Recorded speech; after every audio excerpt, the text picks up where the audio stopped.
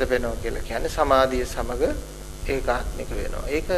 ඒක පුදුම දෙයක්. ඔය ලෞකික සමාධීන් ඔස්සේ කරන දෙයක් වගේ නෙමෙයි. ලෞකික සමාධියකින් ලොකු වීරයක් යොදලා, ලොකු කැපවීමක් යොදලා, ලොකු මහන්සියක් යොදලා දත් මිටි කාලා කරන ලොකු දෙයක් තියෙන්නේ. නමුත් එහෙම දෙයක් නැහැ මෙතෙන්දී. එහෙම දෙයක් නැහැ. මේක හරිම සුවසේ ස්වභාවික සමාධියක්. ස්වභාවික සමාධියක්. ඒක පුදුමාකාර විදිහේ નિરાයාසී ගොඩනැගෙන හරිම සෞම්‍ය දෙයක්. අර වගේ පොරබදල ලබා ගන්න උවමනා දෙයක් නෙමෙයි. ඒ ලෞකික සමාධි හරියට පොරබදල ලබා ගන්න ඕන. හරි වෙහෙස වෙලා ලබන්න ඕන. දත් මිටි කාගෙන භාවනා කරන අය දන්නවා. මෙතන භාවනා කරන්න ගිහපු අය ඉන්නවා. කොච්චර අමාරුද කියලා හිත රඳව ගන්න. හරි අමාරුයි. දැන් මේ සමාධිය වඩන සෞම්‍ය සමාධිය. මොකද එයාට ඒක අපහසු නෑ. අර පරමාර්ථ සත්‍ය දැකපු නිසා. එහෙම වඩලා එයා නිරෝධ සමාපatti ඊළඟට පුරුදු කරන්න හැකියාව එයාට ලැබෙනවා. ඊළඟට තමයි රහතන් වහන්සේ කෙනෙක් කියලා කියන්නේ ඒ අයට. අර ලෝකෝත්තර සමාධිය වඩන කාලය තුලදී තමයි ඡය වෙන්නේ සකුදාගාමීත්වයේ සංයෝජන. ඒ වගේම අනාගාමීත්වයේදී හමු වෙන සංයෝජන ටික නැති වෙලා ගිහිල්ලා අර අරිහත් ඵල සමාපත්තිය කියන නිරෝධ සමාපත්තිය කියන එක ලැබුවට පස්සේ තමයි රහතන් වහන්සේ කෙනෙක් කියලා කියන්නේ. රහතන් වහන්සේ කෙනෙකුට ඇරෙන්න මෙහා කෙනෙක් කොහෙවත් පොතේ කියලා නැහැ නිරෝධ සමාපත්තිය ඉන්නවා කියලා. නිරෝධ සමාපත්තිය වැඩි ඉන්නේ රහතන් වහන්සේ කෙනෙක් පමණයි. එතකොට මේ රහතන් වහන්සේ දවසට 3 සැරයක් විතර වැඩ ඉන්නවලු. මේ නිරෝධ සමාපත්තියට සමවදින්න අසුරු සැනක්වත් යන්නේ නැහැ. අදිෂ්ඨාන කරසනින් සමවදිනවා. يعني තප්පරයක්වත් නැහැ. නමුත් ලෞකික ධ්‍යාන සමාධි වඩන්න නම් බොහොම අමාරුයි. ඒ ධ්‍යානෙ පිරිහිලා තිබුණොත් විනාඩි 30ක් විනාඩි 45ක් පැයක් විතර යන ඔය අදාළ සමාධිය ගොඩ නැගෙන්න.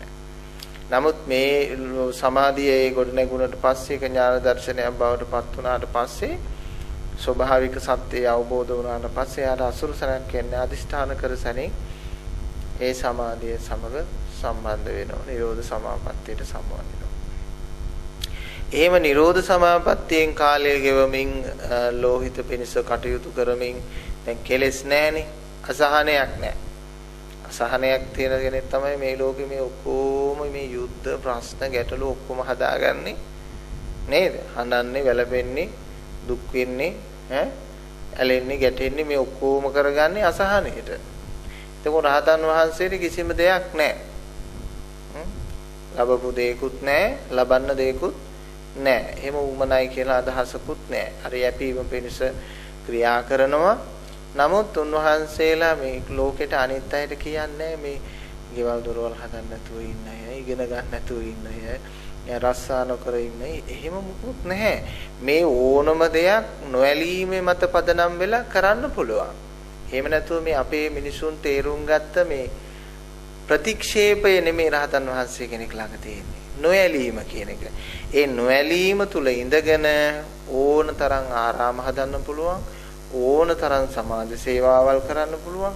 ඕන තරම් මහා මෙහෙවරවල් කරන්න පුළුවන්. දැන් බලන්න කිසිම දෙයකට ඇලුනේ නැති මිහිඳු මහරහතන් වහන්සේ මොනතරම් වැඩ කළාද? නිකන් හිටියද? දැන් ඔබට ඇලීමෙන් දැඩි සුස්නාවකින් වැඩ කරන කෙනෙකුට උනත් ඒ වැඩ ටික කරන්න පුළුවන්. එච්චර වැඩ කරන්න බෑ. එච්චර වැඩ කරන්න බෑ. ඒ නිසා මේ වැඩ නොකර ඉන්නවයි කියන එකවත් ප්‍රතික්ෂේප කරනවයි කියන එකක් නෙමෙයි නොඇලීම කියලා කියන්නේ වෙනම කාරණයක්. ඕක අපේ මේ බෞද්ධ සමාජයේ ඉන්න මේ නිවන් මඟ මේ ගමන් කරන්න යන ඕනම කෙනෙක් තේරුම් කරගන්න ඕන මේ කවුරුත් තේරුම් කරගෙන ඉන්න පිළිකුල් කිරීම ප්‍රතික්ෂේප කිරීම නන් නෙමෙයි නොඇලීම කියලා කියන්නේ. ඊළඟට මේ නොඇලීමේ ගුණයින් මේ ලෝහිත පිණිස වැඩ කටයුතු කරන ඒ උත්තමයන් වහන්සේ යම් දවසකදී උන්වහන්සේට දැම්මම මගේ සේවාවන් කළා මට ඇති කියලා හිතෙනවා. හිතුණට පස්සේ මොකද කරන්නේ? අන්න පහාන නිවන කියන එකට එනවා. පහාන නිවන කියන එකට එනවා. පහාන සංඥාවෙන් නිවන් දකින්න කල්පනා කරනවා.